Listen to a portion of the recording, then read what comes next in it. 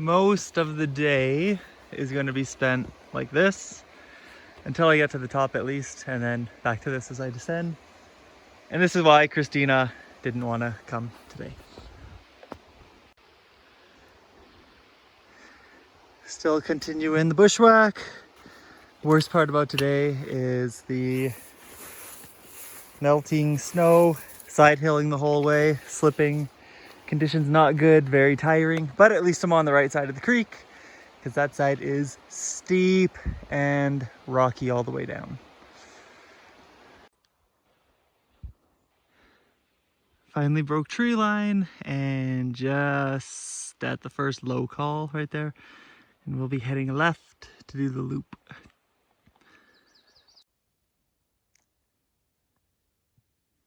Wasn't really paying attention to where I was supposed to be going. Saw a creek, didn't cross it. Was supposed to cross the creek. I was supposed to ascend the other side of that crag, but I came up a call here. So now I have to go up there just to tag it.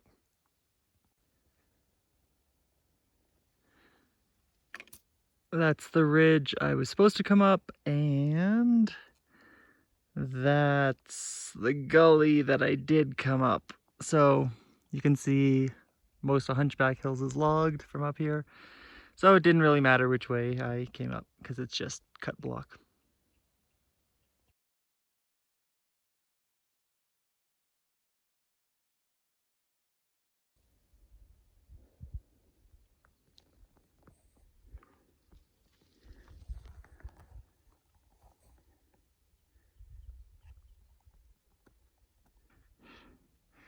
Just approaching the top little cliff band of the second peak. And the rain is still holding out. On the second peak now, and hopefully it stays a bit open like this through the trees because the bushwhacking's been getting tiring by now. Just dropping the third top, and there's a cool little rock ridge that you had to get over. There is way too much snow for almost June, but it's May long, so expect snow. And there is Barrier Lake.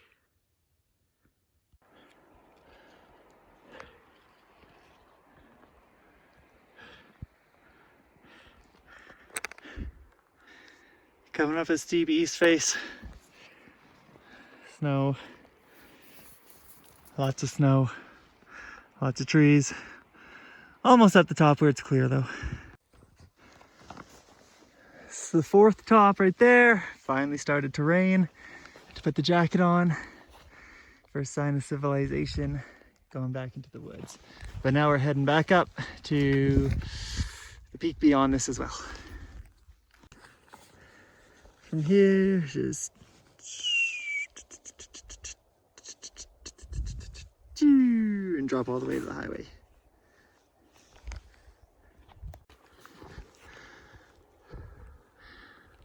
The false top of the last top. So this will be the last video, and rain still coming in. That's how we got to the summit. Just under 1,000, just under 10 kilometers.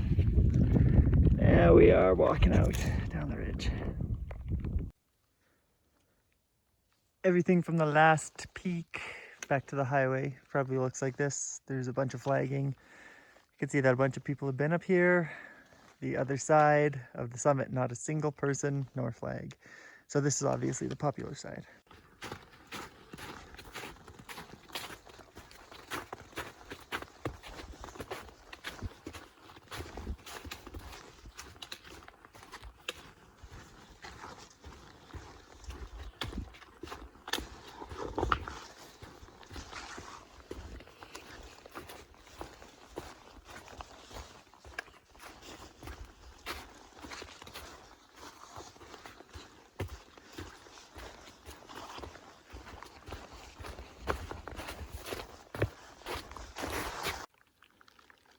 Made it out to Lusk Pass Trail finally, and just want to give an update on how the trip went.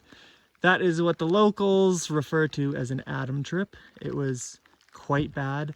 I'm going to start a new rating system, and it goes 1 wood tick is the best and 10 wood ticks is the worst. This trip receives between 7 and 8 wood ticks. It's in the Sibbald area. The views aren't that good from the top, even though you look into the front ranges. There's tons of deadfall, clear cuts all over. They just slashed all the wood and I was slipping on everything. The views, weren't good. Too much snow up to the crotch in a lot of north and east faces. And to top it off, I have a 4-kilometer road walk back to the car in the rain. But the rain doesn't affect the 7 to 8 wood tick rating because has nothing to do with the trail. Well, it was better than sitting at home, but Christina was wise to gladly say no, she didn't want to come here. And that's the Hunchback Hills Loop.